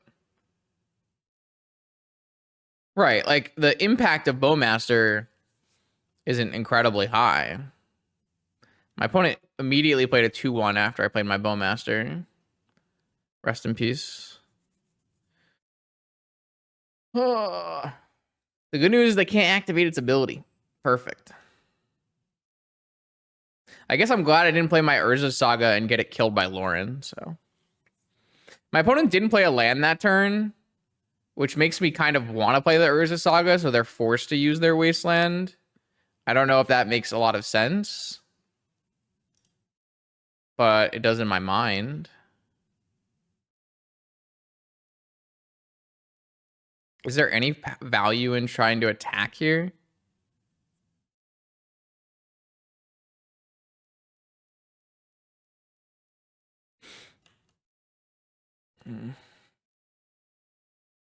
Well, the thing is, I kind of want them to use the Wasteland if they're not hitting lands, right? If they have to if they have to make the choice between casting a 3-drop and Wastelanding, they have to Wasteland because they're gonna have to beat construct tokens, right?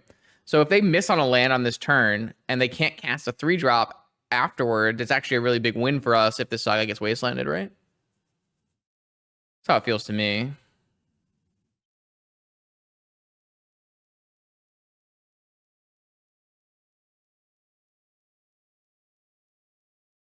Are they winning this game if they like choose to play a 3-drop and then I guess if they play an Anointed Peacekeeper, that would beat Saga? Oh, they drew a land. Perfect. Awesome. Named Human.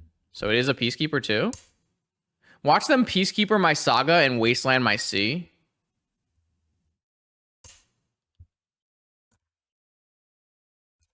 That would be just brutal. Oh, it looks like they have a second Lauren. Man, why is Urza Saga so bad? It's gonna get freaking Lauren.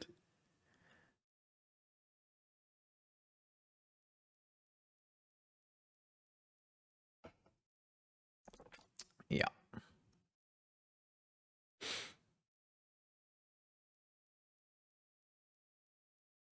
I don't know why they played their Cavern of Souls first. I guess I could have just not blocked.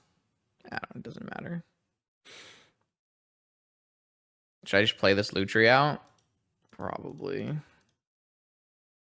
I guess I wasn't supposed to block just so I can get another 1-1. I don't know. Urza Saga is just the most vulnerable piece of crap. Oh, that's a good magic card. Is there any... No, I should definitely cast this on my turn. That is not really bad, huh? I drew the Time Twister, not me. I'm just really far away from casting it.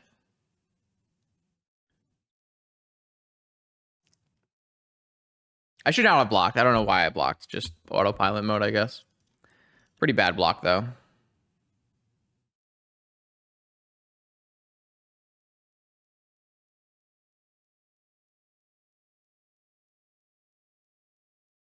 Third Lauren? So what do I... Should I have played the fetch this turn, I guess? Oh, no. I'm so far away from casting this Time Twister. I need to draw Moxen now. I guess I can cast Cruise this turn, right? 1, 2, 3, 4, 5, 6, 7. Is there a way we can, like, what if we mystical for swords? Is that just better?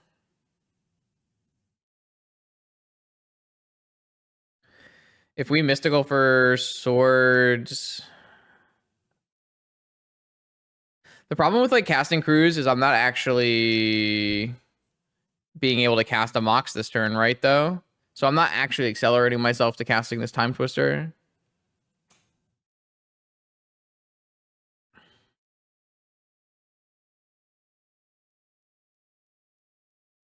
And, like, I'm so far away from casting everything. Like, am I going to have enough life total to keep this Bowmaster in play? I can't fetch at all because my opponent has an Archon of Amira in play, which makes life very difficult. Unfortunately. Which is why I'm like that's why I'm so far away from casting Twister.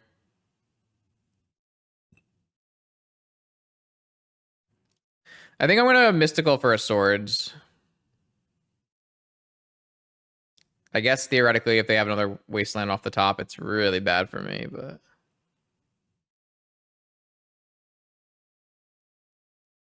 yeah, this card is very, very difficult to deal with. Archon of Emeria is, in my opinion, the single best hate bear, quote unquote, in all of Magic. And I don't think it's really that close.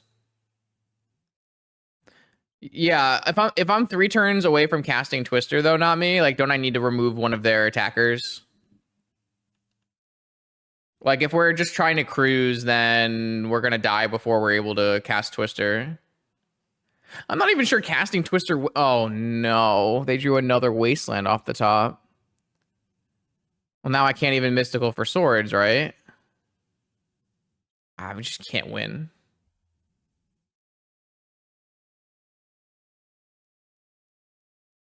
Feeding Cruise doesn't do anything for us, though. That's what I'm trying to say.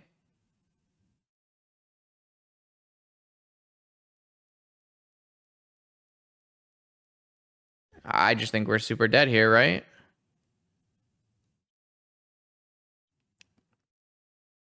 They have another threat? Just get me out. I don't know. I don't think we had lines that are gonna win in this game.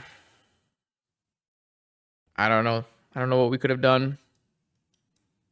They missed a land drop on turn 3, right? So they just drew Cavern, Wasteland, Wasteland. It's quite brutal. They don't even have that good of cards to bring in this matchup.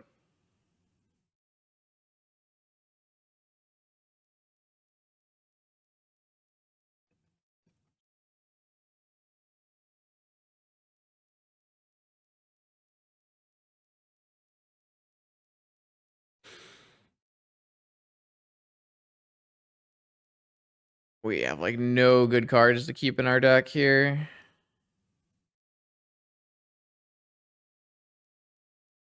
It's not like we can really afford to bring in anything from here. It's all bad. I don't think we're going to bring in like Null Rod on the play. It doesn't really feel like how we're supposed to try to pay this matchup out.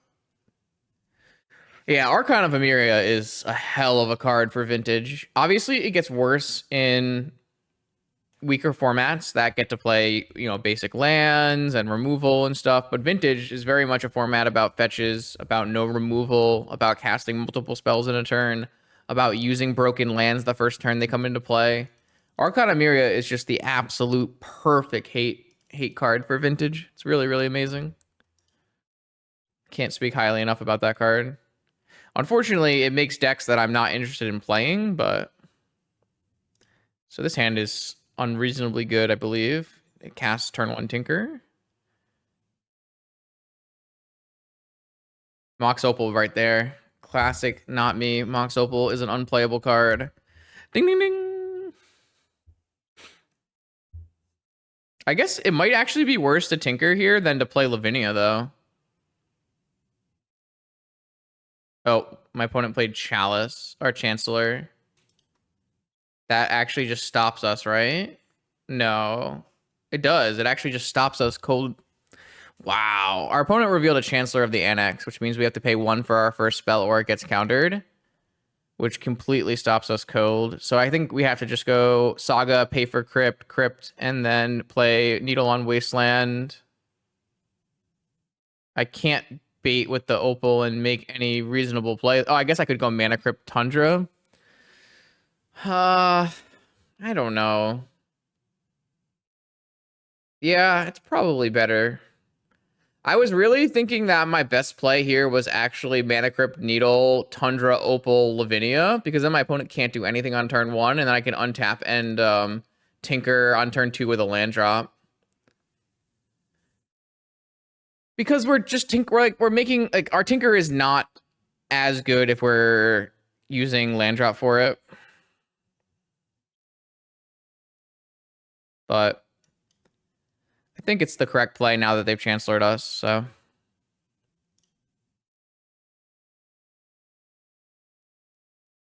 Unfortunately, I think our Tinker deck is like not very good at using Citadel. So every Saga deck that uses Citadel is, you know, just hampering its own Citadel. But Mystical Tutor is a perfectly good card to put on top, so. I wonder if this Mystical Tutor is actually supposed to be Twister.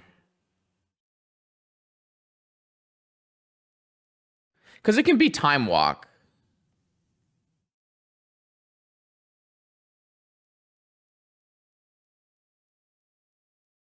I guess it could be Vamp and then Vamp for top. Is that... I'm trying to figure out which of those is more deterministic. I actually think Mystical for Vamp, Vamp for top might be the best.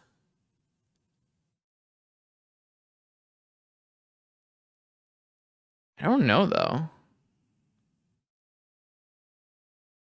How much life does that cost me? 16, 15.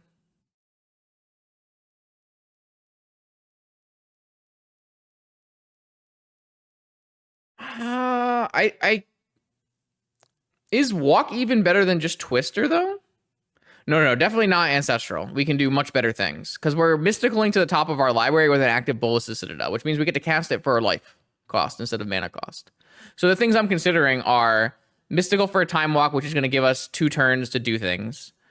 Mystical for a Twister, which is going to give us a fresh card on top and 7 cards in hand to work with and mess up their hand. Or we could maybe go Mystical for a Vamp, Vamp for a Sensei's top, which gives us basically a ton of draws to work with, but at the cost of some amount of life. I'm actually interested in trying Mystical for Vamp, Vamp for top. I don't think I've done that very recently, so I'm interested in seeing what it is. Because now we get to play our top off our top and then just draw through our deck as long as we have the life total to work with. I'm just going to put the 2/1 draw. Oh. Actually, just putting the Lavinia on top means if we do need to pass the turn, we're not even in danger, right? So it's kind of nice. Because they're not even going to be able to play anything on their turn now, so. That puts us in a pretty convincing position. We're going to use up as much life as we have, though. Oh, Time Walk is great. Oh, yeah. Oh, yeah. We're going to use our 1 PO and win. God bless. Kind of interesting, though. I definitely think there's merit to Time Walk and there's merit to top. And I do think there's some merit to Twister, but I don't think a high enough merit to be worth it. That was pretty cool, though. At least we did one fun thing in this tournament. I can't say that I have enjoyed this deck very much. It feels like it has all the same problems as a normal Esper Saga deck, and then more problems. Yo! What's up, Tony? Thanks for the gift. Congrats, Passion. Hope you're doing well. Hope you're storming off.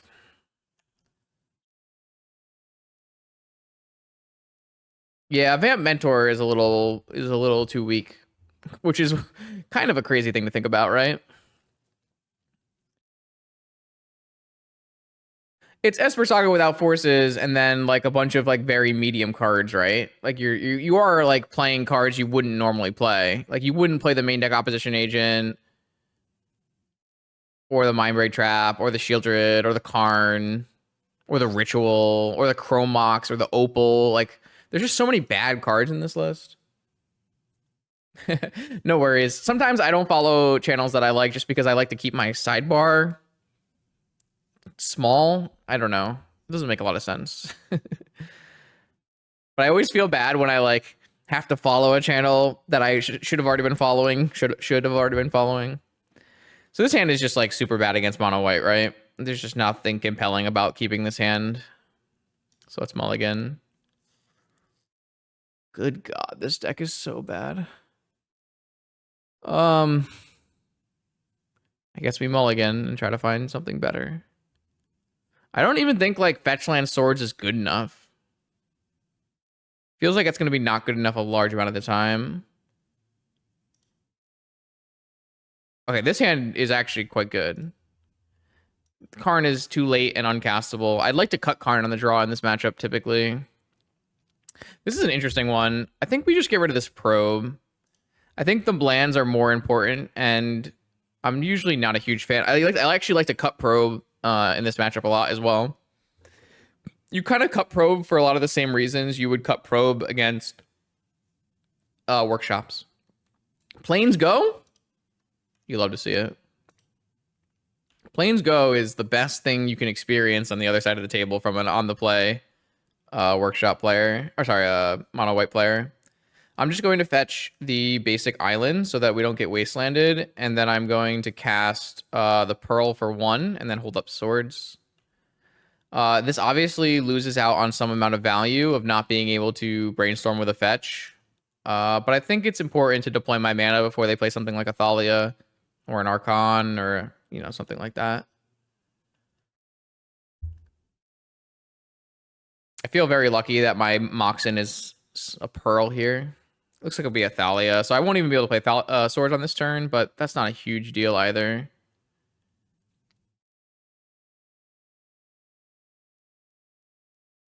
Okay, so we'll probably take the hit from Thalia and swords at end of turn.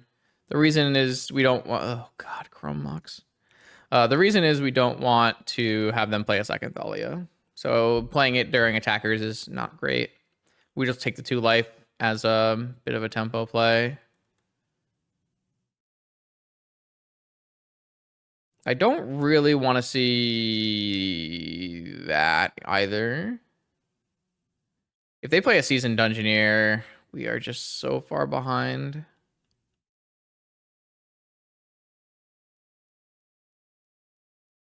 If they play a Lauren, it's actually kind of bad for us as well.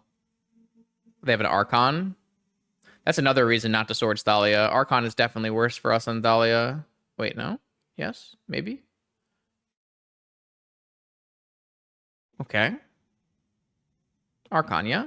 Okay. That's fine.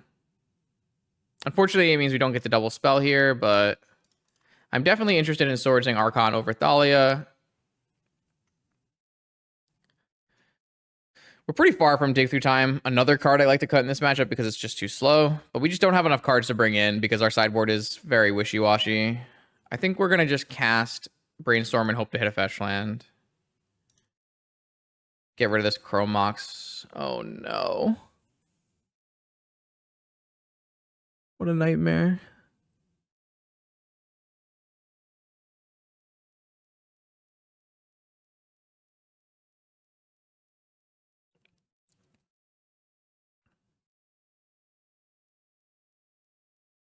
How are we going to win this game?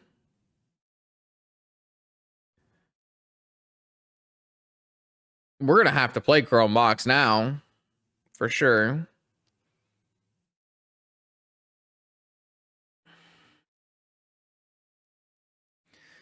So if we put back...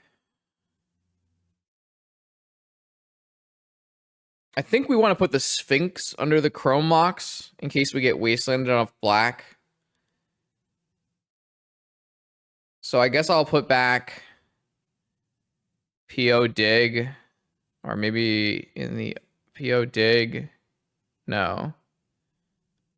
I probably would rather have Lavinia as a creature than PO. So I'll put back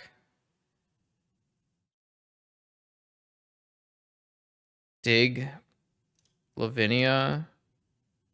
And then Chrome Mox off my... Oh my god, I can't Chrome Mox my Sphinx. I hate Chrome Mox so much. Okay.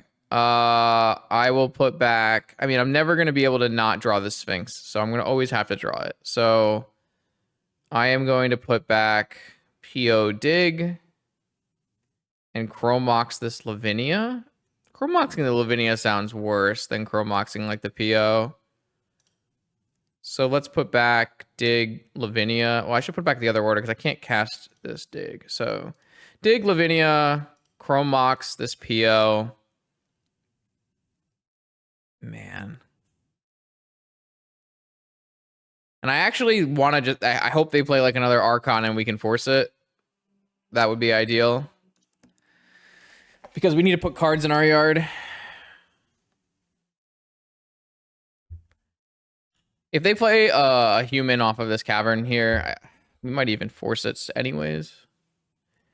So like currently, even if we draw, like we're drawing Lavinia then dig, right? We actually probably have to chump block with our Lavinia so that we have a 9 mana dig, right? This game is just super gross. I mean, we're pretty dead either way. But if they play like a non-cavern spell, oh no. They'd have a Seasoned Dungeoneer off the... Oh no. All right, so if we force the Seasoned Dungeoneer, play Lavinia, chump the Thalia, cast dig, we're actually just dead. Okay, cool. All right, we can just concede. Awesome. Man, that was brutal. So, yeah. This deck was exactly who we thought it was. This deck is a pile that revolves around Saga being good. If your Saga is not good, you have to draw your one-ofs and hope they're in the right order to do the special things. If you are not an extremely powerful wizard like Medvedev, then I do not recommend ever registering a Lutri pile unless you think it'll be fun for you. Like adding Lutri to the deck doesn't actually add a lot of power. It actually just subtracts power because you're playing a bunch of bad cards and not four Force of Wills. So unfortunately, yeah, this just didn't really work out. But we did do a couple fun things along the way. So a little here, a little there. But yeah, when you're taking your elemental for Otter for a walk, don't walk into a challenge unless you're Medvedev. More vintage content every Monday, Wednesday, Friday on this YouTube channel. I will see you then.